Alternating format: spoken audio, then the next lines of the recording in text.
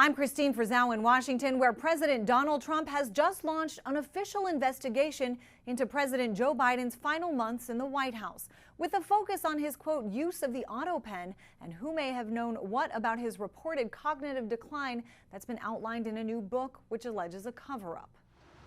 The Department of Justice, just the latest entity to be launching an investigation into President Joe Biden's final months in the White House. I know some of the people that use that auto pen, and those are not the people that had the same ideology as Joe Biden.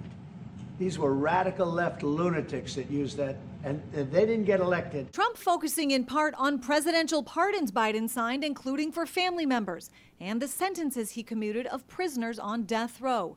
On Wednesday, issuing this memo asking the DOJ to investigate, quote, whether certain individuals conspired to deceive the public about Biden's mental state. At the same time, Republicans on the House Oversight Committee are ramping up their own investigation into the matter, following the release of this book by journalists Jake Tapper and Alex Thompson. We want to know who told them to do what and when. We want to know that Joe Biden actually gave the authority to do that Joe Biden was cognitively aware of what he was doing. His committee now expanding its investigation with demands Biden's doctor, Kevin O'Connor, answer questions.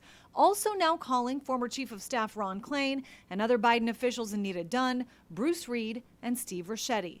Former President Biden now responding in a statement writing, "Let me be clear. I made the decisions during my presidency. I made the decisions about the pardons, executive orders, legislation, and proclamations. Any suggestion that I didn't is ridiculous and false." For years now, Republicans have accused the Justice Department of being weaponized against them and Donald Trump. Now critics say Trump is weaponizing it himself, even using the DOJ as his personal law firm. The idea of focusing on President Biden is a way of distracting from Donald Trump's efforts to completely undermine our democracy, to grift and engage in corruption. Even though he left office months ago, Joe Biden once again a major target for Republicans on Capitol Hill.